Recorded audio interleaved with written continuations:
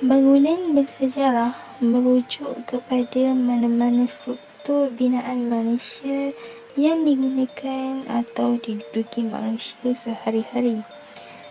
Selain itu, ia juga merupakan struktur yang telah ditinggalkan dalam tempoh masa tertentu seperti 50 tahun.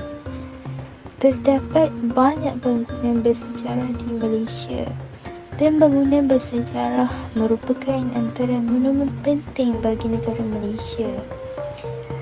Antara ciri-ciri bangunan bersejarah adalah ianya berusia lebih 50 tahun serta memiliki fungsi dan peranan yang boleh menjadi bukti serta petunjuk peringatan atau kenangan atas sesuatu peristiwa penting oleh manusia yang hidup. Selain itu, ia juga memiliki kapasiti dan sumbangan bagi peningkatan serta kualiti. Bangunan bersejarah merupakan aset yang patut dipelihara dan diwarisi dari satu generasi ke satu generasi yang lain. Dengan terdapatnya bangunan bersejarah, generasi baru akan lebih menghargai dan peka akan perkembangan sejarah negara. Antara bangunan bersejarah yang terdapat di Malaysia ialah Masjid Muhammad Ali, Muzium Kota Kayangan dan bangunan Bandar Hilir Melaka.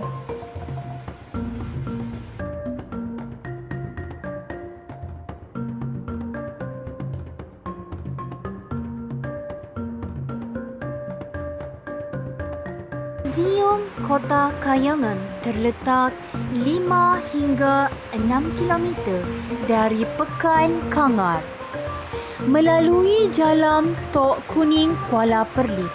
Bangunan ini merupakan antara monumen penting dalam sejarah negeri Perlis kerana Muzium Kota Kayangan telah menyaksikan perkembangan Perlis sebagai sebuah pusat perdagangan dan saksi kepada kebijaksanaan pemerintahan Sultan Perlis. Bangunan ini telah dibina pada tahun 1999 berhampiran dengan makam Sultan Al-Mukarramah Shah pada tahun 1661 hingga 1697.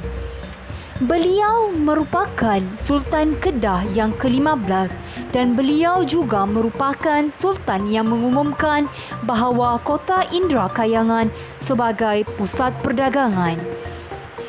Baginda digantikan oleh Sultan Mahyuddin Mansur Shah atau dikenali sebagai Sultan Al-Mansur Shah pada tahun 1653 hingga 1661 yang dimakamkan berhampiran Kota Kangar.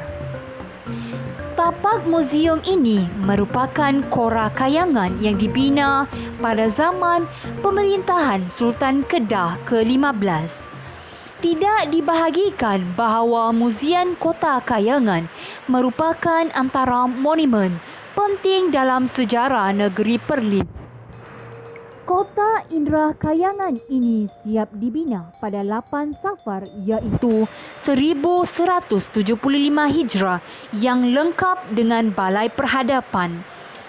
Kota Indra Kayangan ini dikelilingi oleh bukit yang terdiri daripada Bukit Tubu, Bukit Labu Bawah, Bukit Nasi Sebukus dan Bukit Pasir Hangit.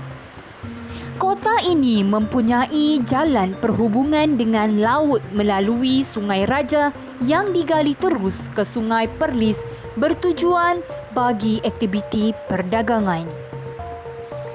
Di Muzium Kota Kayangan terdapat banyak kisah yang merupakan saksi kepada kebijaksanaan pemerintahan Sultan pada zaman dahulu.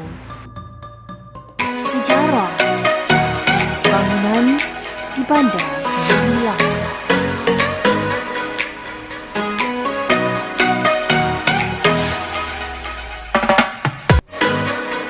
Kota Formosa bermaksud yang termasuk dibina oleh Portugis baik saja berjaya menawan Melaka pada tahun 1511. Kota Famosa atau Porta di Santiago membawa maksud yang termasyhur dalam bahasa Melayu.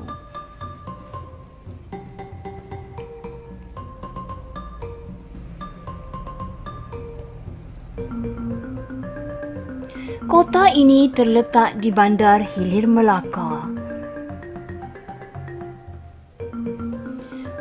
Kebanyakan bahan untuk membina adalah digunakan daripada runtuhan masjid dan bangunan-bangunan yang lain.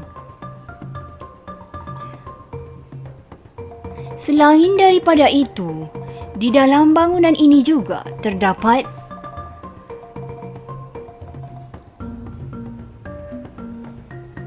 dilihat kubur-kubur British dan Belanda yang lama.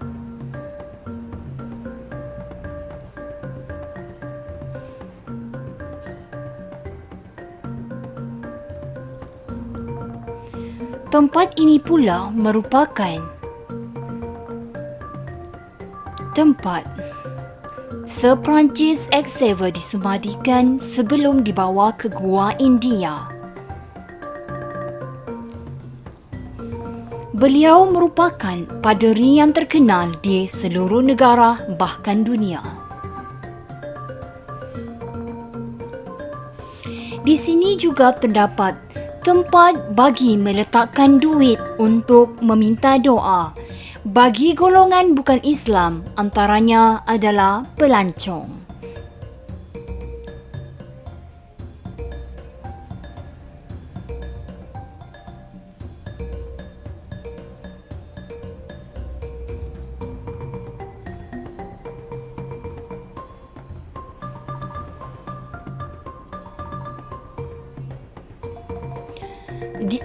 Patung tersebut diukir oleh Joseph Tonini 1952 bagi memperingati kematiannya ke-400. Beliau meninggal dunia sejak 3 Disember 1552.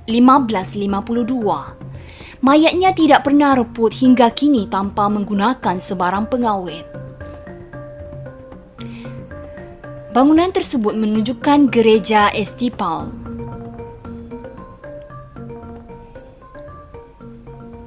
Gereja Estipal terdapat berdekatan dengan patung Sir Francis Xavier. Gereja ini dibina oleh seorang kapten yang telah ditugaskan sebagai petugas. Petugas tersebut bernama Duarta Kolho.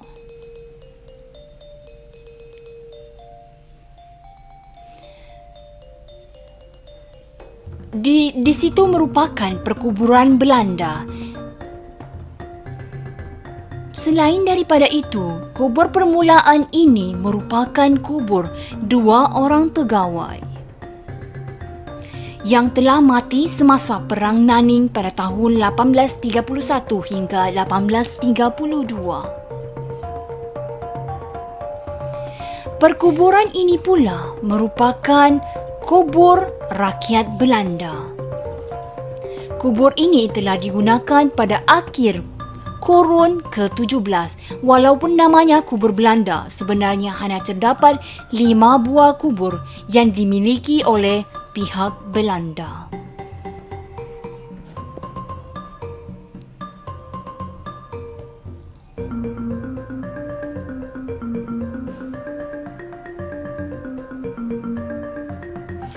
Pada peringkat pertama, kubur ini telah digunakan oleh pihak Belanda, iaitu pada tahun 1670 hingga 1682. Pada peringkat kedua pula,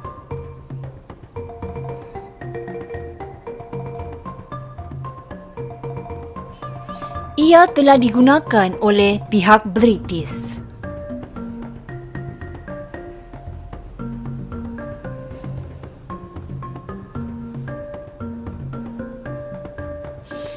Iaitu pada tahun 1818 hingga 1838. Masjid Muhammadi merupakan masjid yang terkenal di Malaysia secara amnya dan secara khususnya di Kelantan.